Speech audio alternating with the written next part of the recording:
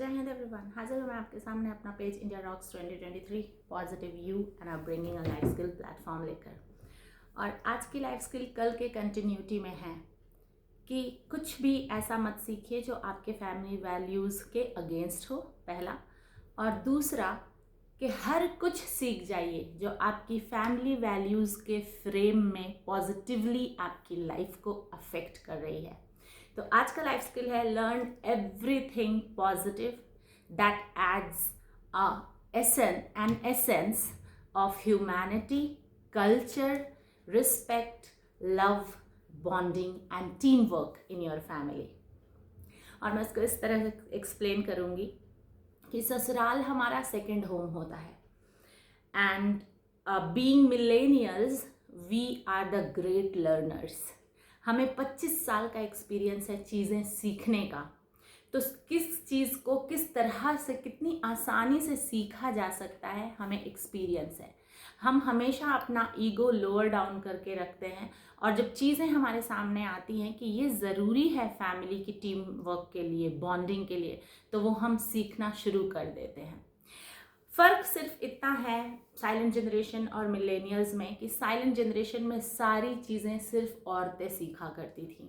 मर्दों के ऊपर कोई जोर नहीं था कि तुम भी चीज़ें सीखो, क्योंकि उनके जो गाइड थे वो एक तरफा चीज़ें सीखने के हिस्ट्री को फेस करके आए हुए होते हैं। तो उनको ये विजन तब तक नहीं था कि मर्दों को भी थोड़ा थोड़ा अपने ससुराल की चीज़ें सीखनी चाहिए। और हम मिलेनियल्स को ये एक्सेप्ट हुआ है कि सच में ये चीज़ें सीखनी चाहिए, क्योंकि ऑब्जर्वेशन से और प्रैक्टिकल लाइफ में ट्रूथफुलनेस के साथ उतरने के बाद हमने ये रियलाइज़ किया कि बच्चों के अंदर जेनेटिक वैल्यूज़ होते हैं और फैमिली वैल्यूज़ भी इनकलकेट होते हैं। और बच्चा सिर्फ ससुराल वालों का नहीं होता, बच्चे के अंदर माँ के और मैटरनल फैमिली के जेनेटिक वैल्यूज़ भी होते हैं। तो जब ऊपर वाला अपने मैटरनल फैमिली की कुछ वैल्यूज़ और पैटर्नल फैमिली के कुछ जेनेटिक्स डाल करके भेज रहा है बच्चे को दुनिया में, तो क्या ये ईजी वे नहीं होगा कि हम दोनों जगह की चीज़ों को सीख लें ताकि बच्चे को ये प्रॉब्लम ही ना हो और बच्चा दोनों फैमिली को इक्वालिटी के साथ रिस्पेक्ट करना अपने आप माँ बाप के बिहेवियर से सीख जाए। मुझे तो ये आसान लगता है। मुझे ऐसा लगता है कि मेरे बच्चे के अंदर अगर मेरी माँ की जेनेटिक वैल्यू है और मेरी सास की भी जेनेटिक एसेट है, तो मैं उसको दोनों घर की फैमिली वैल्यूज़ के साथ बड़ा करूं ताकि वो दोनों घर की वैल्यूज़ को आगे चल के रिप्रेजेंट करे। और ये चीज़ मैंने खुद अपने बचपन में सीखी थी जब मैं ऐसे शहर में रहती थी जहाँ पे मेरी नन्ना और दद्दा दोनों का घर था, और बहुत क्लोजली मैंने इन सब चीज़ों को ऑब्ज़र्व किया और मुझे समझ में आया कि फैमिली सिर्फ ससुराल नहीं होता, मायका भी होता है शादी के बाद भी। तो दोनों जगह की वैल्यूज़ अपने बच्चों में इनकलकेट करना बहुत ज़रूरी है। और जब मैं सुन्नी होकर के शिया फैमिली में आकर के मातम करना सीख सकती हूँ, तो आप लोग छोटी छोटी चीज़ें तो सीख ही सकते हैं। और मातम को जैसे कि एक फैलाया गया है कि ये बिद्दत है, मैं आपको बता दूं मोहब्बत कभी बिद्दत नहीं होती। रसूल से मोहब्बत, प्रॉफिट ऑफ द इस्लाम से मोहब्बत, उनकी फैमिली से मोहब्बत बिद्दत कैसे हो सकती है? जब वैस करनी रहमतुल्लाह अलैह ने रसूल अल्लाह की मोहब्बत में अपने दांत शहीद किए थे, तब तो उन्हें हिस्ट्री में लिखा गया कि वो इतने बड़े फॉलोवर थे प्रॉफिट के। तो मैं अगर मातम कर लूँ तो ये बिद्दत कैसे?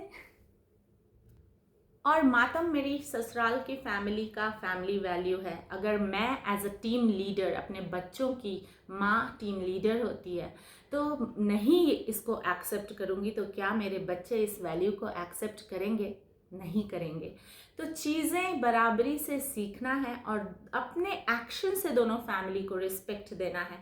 जब हम दो फैमिली को सच में रिस्पेक्ट देना शुरू करेंगे, तब हम कहीं जाके फैमिली फ्रेंड्स को सच में रिस्पेक्ट देंगे। ऊपर ऊपर से रिस्पेक्ट देना, प्यार करना, अफेक्शन करना, ये कॉर्पोरेट का रूल्स है, वो तो नहीं चलता ना असली रिलेशनशिप में। असली रिलेशनशिप में हमें असली बन के रहना पड़ता है।